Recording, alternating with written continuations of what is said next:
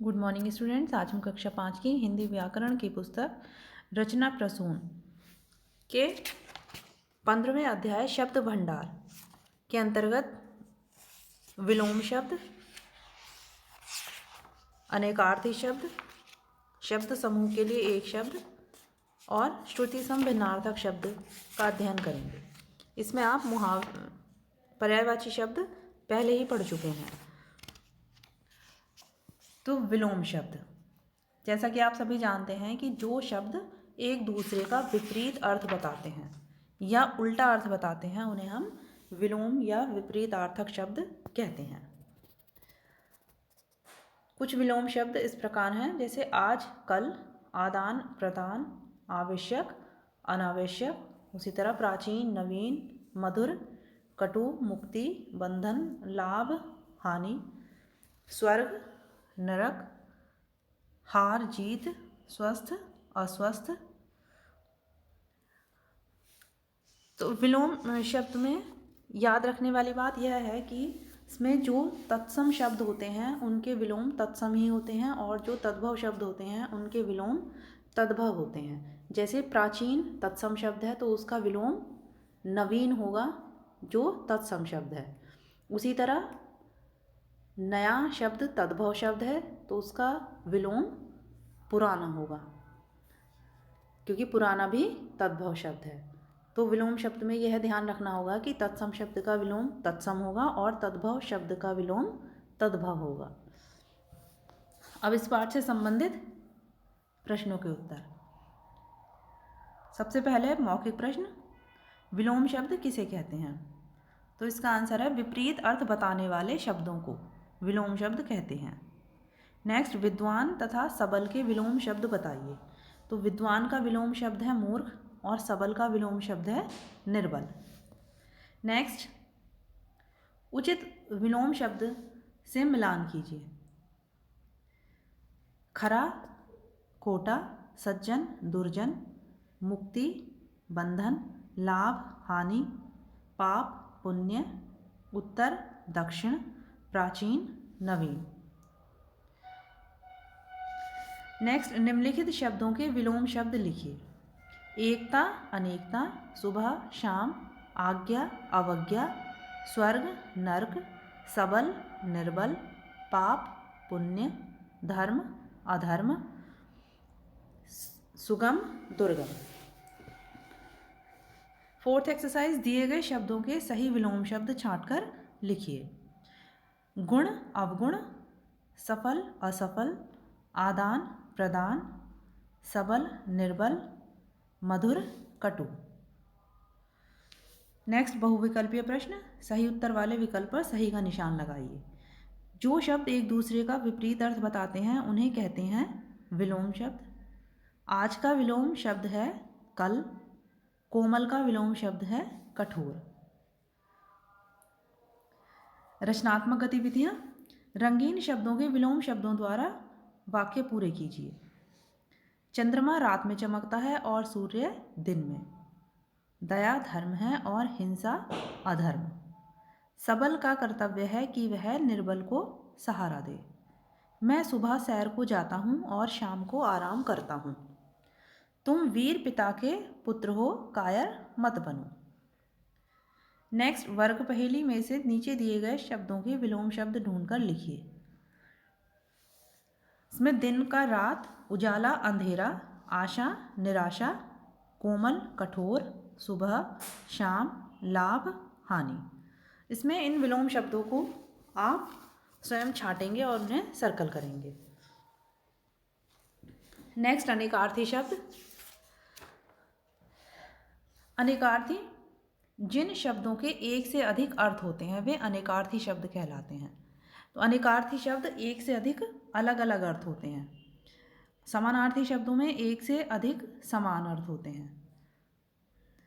तो अनेकार्थी शब्द जैसे अंक के अलग अलग अर्थ हैं, गोद, गिनती, नाटक का अंक। उसी तरह अंग, भाग, शरीर का कोई हिस्सा, अंश, कंधा, भाग। उसी तरह अक्षर, वर्ण, ब्रह्मा, सत्य, कनक, सोना, धतूरा, गेहूँ। कृष्ण काला अंधेरा पक्ष भगवान श्री कृष्ण। उसी तरह निशाचर राक्षस उल्लू चमगादड़। भाग हिस्सा भागना भाग्य। हार माला या पराजय।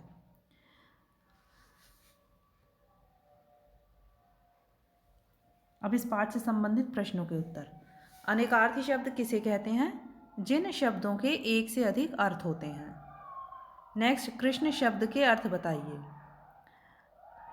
काला भगवान श्री कृष्ण। निशाचर के क्या क्या अर्थ हैं? राक्षस, उल्लू। सेकेंड एक्सरसाइज, नीचे दिए गए शब्दों के दो दो अर्थ लिखिए। वर सुंदर, दूल्हा पानी, जल इज्जत, अंश कंधा, भाग। कृष्ण काला अंधेरा पक्ष, हार माला पराजय, कनक सोना गेहूं। नेक्स्ट, नीचे लिखे अनेकार्थी शब्दों से ऐसे वाक्य बनाइए जिससे उसके अर्थ अलग अलग स्पष्ट हो जाएं। तो यह कार्य आप स्वयं करेंगे। इसमें आपको इन शब्दों के अर्थ बताए गए हैं, लेकिन जब आप वाक्य बनाएंगे तो उसमें आप उन्हीं शब्द का प्रयोग करेंगे। जैसे अंक, तो आप वाक्य में अंक का ही प्रयोग करेंगे। जैसे मैंने परीक्षा में अच्छे अंक प्राप्त किए हैं, इसी तरह से आप सभी शब्दों से वाक्य बनाएंगे जिससे कि उनके अर्थ अलग अलग स्पष्ट हो जाएं। नेक्स्ट, बहुविकल्पीय प्रश्न। सही उत्तर वाले विकल्प पर सही का निशान लगाइए। जिन शब्दों के एक से अधिक अर्थ होते हैं उन्हें कहते हैं अनेकार्थी। अक्षर का अर्थ है वर्ण, हार का अर्थ है माला, कृष्ण का अर्थ नहीं है सोना। नेक्स्ट, रचनात्मक गतिविधियाँ। रिक्त स्थानों की पूर्ति उचित शब्दों से कीजिए और उनके अर्थ भी साथ में लिखिए।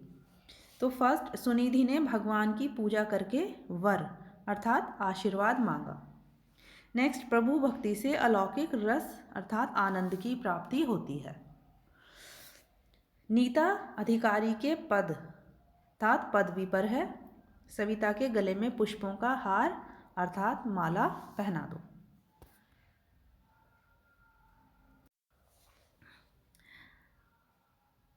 नेक्स्ट, शब्द समूह के लिए एक शब्द। अनेक शब्दों के लिए एक शब्द का प्रयोग भी कला है। इस कला का प्रयोग भाषा सौंदर्य के लिए किया जाता है।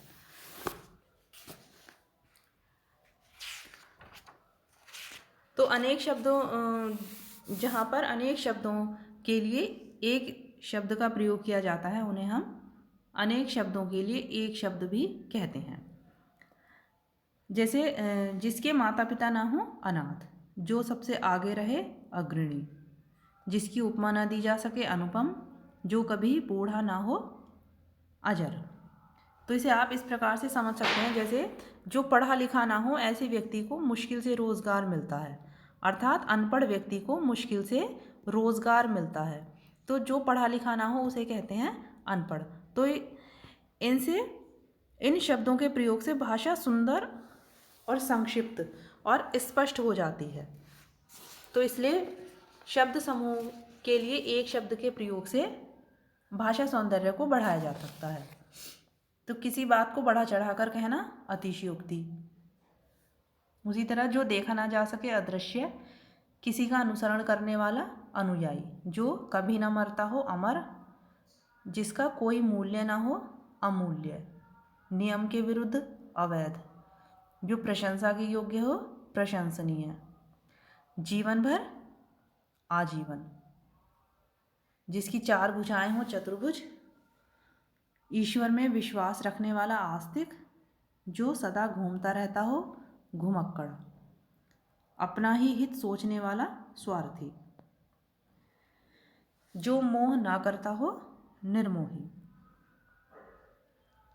किसी बात को जानने की इच्छा जिज्ञासा, 3 महीने में एक बार होने वाला तिमाही, वर्ष में एक बार होने वाला वार्षिक।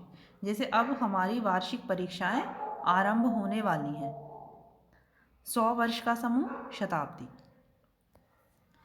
अब इस पाठ से संबंधित प्रश्नों के उत्तर। जो प्रशंसा के योग्य हो उसे क्या कहते हैं? प्रशंसनीय। ईश्वर में विश्वास रखने वाला क्या कहलाता है? आस्तिक। सदाचारी किसे कहते हैं? जिसका आचार अच्छा हो। नेक्स्ट, उदाहरण को समझकर निम्नांकित अधूरे वाक्य पूरे कीजिए। मित्रता का कोई मूल्य नहीं होता है, मित्रता अमूल्य है। मगरमच्छ जल में रहने वाला जीव है, मगरमच्छ जलचर है।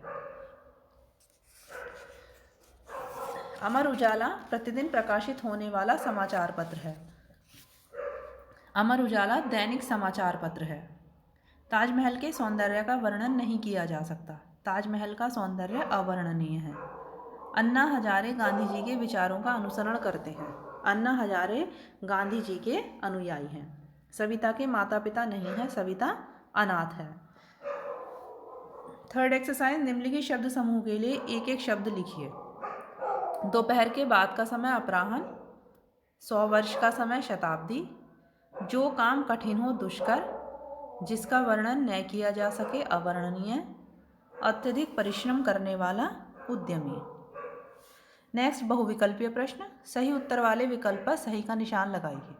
जो सबसे आगे रहे उसे कहते हैं अग्रणी। किसी का अनुसरण करने वाला कहलाता है अनुयायी।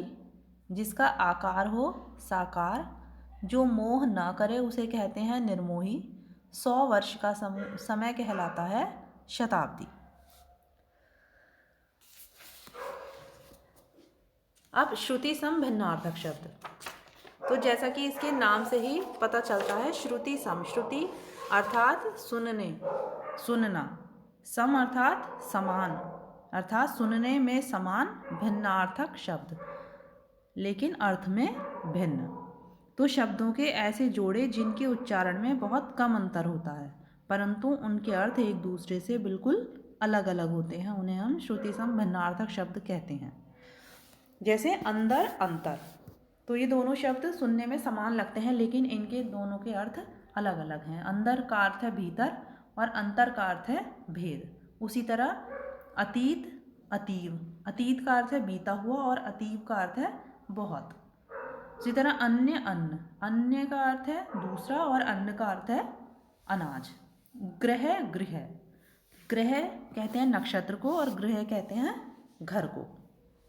उसी तरह द्रव, द्रव्य, तो द्रव तरल पदार्थ और द्रव्य कहलाता है धन। परिणाम और परिमाण, तो परिणाम होता है नतीजा और परिमाण होती है मात्रा। उसी तरह उदार और उद्धार, उदार कहते हैं दयालु को और उद्धार कल्याण करना। कोश और कोश, तो जहाँ कोश में शय षटकोण बना है वह खजाना और जिसमें शय शलजम वाला शय बना है वह शब्द संग्रह। पानी, पानी, पानी जल को कहते हैं और पानी हाथ को। उसी तरह मात्र, मात्र, मात्र माता और मात्र केवल। लक्ष्य, लक्ष्य, तो लक्ष्य उद्देश्य और लक्ष्य लाख। तो ये शब्द सुनने में समान लगते हैं लेकिन अर्थ में बिल्कुल भिन्न होते हैं, इसलिए इन्हें श्रुति सम भिन्नार्थक शब्द कहा जाता है।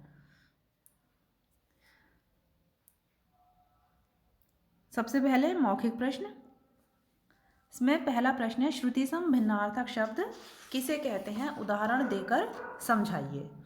तो इसमें जहाँ यह शुरू हुआ है तो इसका आंसर आएगा शब्दों के ऐसे जोड़े जिनके उच्चारण में बहुत कम अंतर होता है परंतु उनके अर्थ एक दूसरे से बिल्कुल अलग होते हैं, श्रुति सम भिन्नार्थक शब्द कहलाते हैं। और इसके उदाहरण आप लिखेंगे दिशा और दशा। तो दिशा का अर्थ है तरफ और दशा का अर्थ है हालत। इसी में दूसरा प्रश्न है, दिशा का श्रुति सम भिन्नार्थक शब्द बताइए। इन दोनों शब्दों के अर्थ भी लिखिए। तो इसके लिए भी आप यही आंसर लिखेंगे। दिशा का भिन्नार्थक शब्द है दशा और इनके अर्थ हैं, दिशा का अर्थ है तरफ और दशा का अर्थ है हालत। तो ये फर्स्ट का आंसर है, फर्स्ट का आंसर ये आएगा। और सेकंड, फर्स्ट के उदाहरण में आप लिखेंगे दिशा और दशा और यही आपका सेकंड का आंसर आएगा, दिशा और दशा। नेक्स्ट एक्सरसाइज, निम्नलिखित शब्दों के श्रुति सम भिन्नार्थक शब्द और उनके अर्थ लिखिए। सबसे पहले अंदर। अंदर का श्रुति सम भिन्नार्थक शब्द है अंतर। इनके अर्थ हैं, अंदर का अर्थ है भीतर और अंतर का अर्थ है भेद। उसी तरह ग्रह का श्रुति सम भिन्नार्थक शब्द है गृह और इनके अर्थ हैं गृह का नक्षत्र और गृह का घर। मत, मति। मत का अर्थ है सलाह और मति का अर्थ है बुद्धि। पानी, पानी। पानी का अर्थ है जल और पानी का अर्थ है हाथ। नेक्स्ट, निम्नलिखित शब्दों को वाक्यों में इस प्रकार प्रयोग कीजिए कि उनके अर्थ भी स्पष्ट हो जाएं। तो ये कार्य आप स्वयं करेंगे। इन शब्दों से आप वाक्य स्वयं बनाएंगे। आसमान और असमान, जैसे आसमान में बहुत सारे तारे चमक रहे हैं और असमान, दोनों भाइयों का व्यवहार बिल्कुल असमान है। इसी तरह से आप अन्य शब्दों से भी वाक्य बनाएंगे। नेक्स्ट, बहुविकल्पीय प्रश्न। सही उत्तर वाले विकल्प पर सही का निशान लगाइए। नदी की धारा ने धरा को संचित किया। वाक्य में रंगीन शब्दों के अर्थ हैं। तो धारा का अर्थ है पानी का बहाव और धरा का अर्थ है धरती। कुल का अर्थ है वंश। नेक्स्ट, रचनात्मक गतिविधियां। कोष्ठक में से उचित शब्द चुनकर खाली स्थान भरिए। तो शाम होते ही पक्षी अपने नीड़ में लौट आते हैं। नीड़ का अर्थ होता है घोंसला। नेक्स्ट, मदन ने समीर को राज की एक बात बताई। आज कक्षा 5 का परीक्षा परिणाम आने वाला है। पेड़ के नीचे एक दीन व्यक्ति लेटा हुआ है। दीन अर्थात गरीब। राजा शिकार खेलने के लिए पूर्व दिशा की ओर चल पड़ा। मुझे कहानी की पुस्तक पढ़ने का बहुत शौक है। अध्यापिका कक्षा की ओर जा रही हैं। यात्री रेल के डिब्बे में अपना सामान रख रहे हैं। तो आशा करती हूँ कि आपको यह पाठ समझ में आ गया होगा। इस पाठ से संबंधित प्रश्नों के और अतिरिक्त प्रश्नों के उत्तर आप अपनी पुस्तक में साफ और स्वच्छ अक्षरों में लिखेंगे। Thank you.